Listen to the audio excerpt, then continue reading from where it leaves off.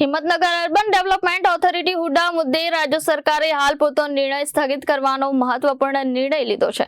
મુખ્યમંત્રી શ્રી ભૂપેન્દ્ર પટેલના દિશા નિર્દેશ હેઠળ ગાંધીનગર ખાતે નાયબ મુખ્યમંત્રી શ્રી હર્ષ સંઘવીની અધ્યક્ષતામાં સંબંધિત ગામોના આગેવાનો અને ગ્રામજનો સાથે મહત્વપૂર્ણ બેઠક યોજાઈ હતી। આ બેઠક બાદ રાજ્ય સરકારે હુડા બનાવવાનો નિર્ણય હાલ માટે સ્થગિત રાખવાનો નિર્ણય જાહેર કર્યો છે।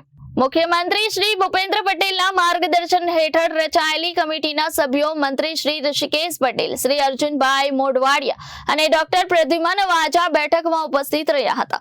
હુડા મુદ્દે રજૂઆત કરવા આવેલા 11 ગામોના આગેવાનો તથા ગ્રામજનોએ પોતાની વ્યથા અને મુદ્દાઓ રાજ્ય સરકાર સમક્ષ રજૂ કર્યા હતા। આ બધા મુદ્દાઓ કાળજીપૂર્વક સાંભળ્યા બાદ રાજ્ય સરકારે હિંમતનગર અર્બન ડેવલપમેન્ટ ઓથોરિટી બનાવવાનો નિર્ણય હાલ પૂરતો સ્થગિત કરવાનો નિર્ણય લીધો છે।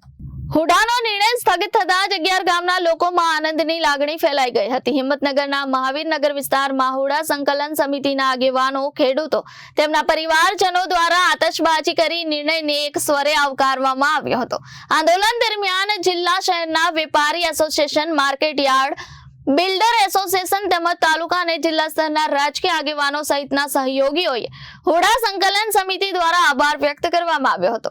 ઉલ્લેખનીય છે કે છેલ્લા 108 દિવસથી હુડા મુદ્દે સતત આંદોલન ચાલી રહ્યું હતું। આ મુદ્દો રાજકીય ગરમાવો પામતા અંતે મુખ્યમંત્રી સુધી પહોંચ્યો અને તેના પરિણામે આ નિર્ણય લેવાયો હોવાનું માનવામાં આવી રહ્યું છે। પરંતુ હવે એક મોટો પ્રશ્ન લોકોના મનમાં ઉદ્ભવી રહ્યો છે કે આ હુડા મુલતવી રાખવું એ આશ્વાસન છે કે લોલીપોપ? હાલ પૂરતું મુલતવી રાખવાનો નિર્ણય 11 ગામ માટે ખરેખર રાહત છે કે માત્ર સમય ખેંચવાની રાજકીય ચાલ?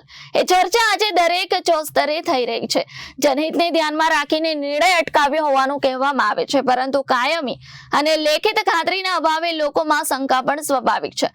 જો નિર્ણય કાયમી નહીં થાય તો આ મુલતવી માત્ર સમયસરનો ઉપાય ગણાશે, જનવિશ્વાસનો નહીં। હાલ તો હુડાનો નિર્ણય સ્થગિત થતા 11 ગામના લોકો, ખેડૂતો, તેમના પરિવારમાં ખુશીની લાગણી જોવા મળી રહી છે। આ નિર્ણય કાયમી બને છે કે નહીં તેના પર સૌની નજર ટકેલી છે। હુડા સંકલન સમિતિ અને રાજ્ય સરકાર સાથે આજે એક બેઠકનું આયોજન થયું હતું અને આ બેઠકમાં રાજ્ય સરકારના કેબિનેટ મિનિસ્ટરશ્રીઓએ અમારી સંકલન સમિતિ સાથે હુડા બાબતે ખૂબ ઊંડાણપૂર્વક વિચાર વિમર્શ કરી અને છેલ્લે રાજ્ય સરકાર એક નિર્ણય પર આવી છે અને હુડાને હાલ પૂરતું સ્થગિત કરવાનો નિર્ણય રાજ્ય સરકાર દ્વારા લેવામાં આવ્યો છે। તે બદલ રાજ્ય સરકારનો અમે હુડા સંકલન સમિતિ અને 11 ગામના ખેડૂતો આભાર માનીએ છીએ।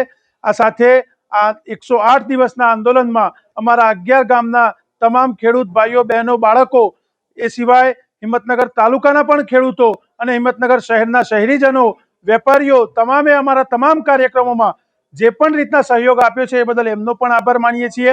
આપ સૌ મીડિયા મિત્રોનો પણ આ તબક્કે આભાર માનીએ છીએ।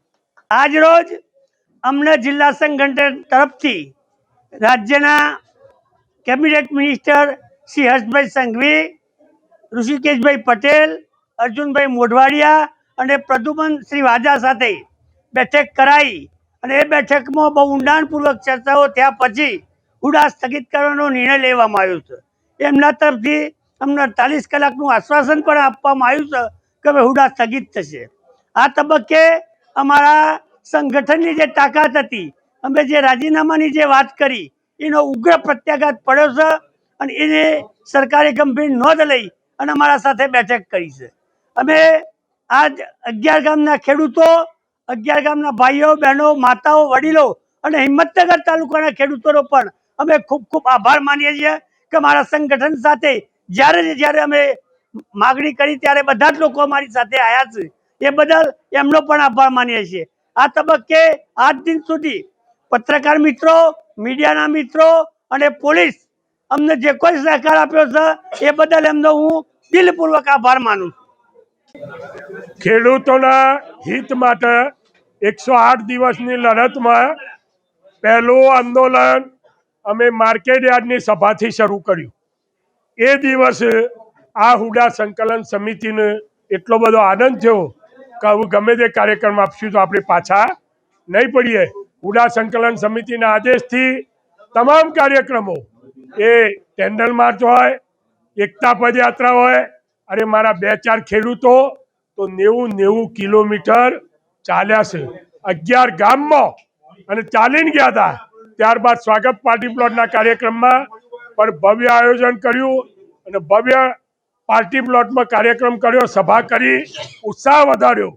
એ બધા જ કાર્યક્રમો અમે હમણાં એકતા પદયાત્રા કરીને તે દિવસ પૂર્ણાહુતિ કરી સરદાર પટેલના પુતળા સમક્ષ. એ પણ ભવ્ય કાર્યક્રમ થયો.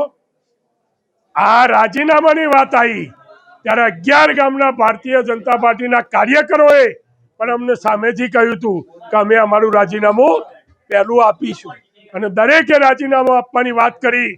એક જ દિવસમાં મારા યુવાન છોકરાઓએ ગામના 10,000 રાજીનામાના કાગળો તૈયાર કરી નાખ્યા. પણ સરકારને સમાચાર મળ્યા અને લાગણીશીલ સરકારના CM, deputy CM Jitubhai Vaghani, ભાઈ ઋષિકેશભાઈ પટેલ, અર્જુનભાઈ મોઢિયાળા સાહેબ, આ બધાએ ભેગા થઈ આજે અમને ખૂબ સારા સમાચાર આપ્યા અને સારા સમાચારથી અમને જમાડીને પરત મોકલ્યા. અને અહીંયા પરત આવ્યા ત્યારે તો અમારા યુવાનો ખૂબ દિવાળી નહોતી કરી, એ દિવાળીના ટેટા આજે ફોડી નાખ્યા. કારણ કે એ વખત ફોડો એવા સંજોગો નહોતા, માહોલ નહોતો, માહોલ દિવાળી જેવો નહોતો, હોળી જેવો હતો. એટલે આજે દિવાળી કરી છે. મીડિયાનો પણ રિપોર્ટર નિલેશ જોશી, જનાદેશ ન્યૂઝ, સાબરકાંઠા.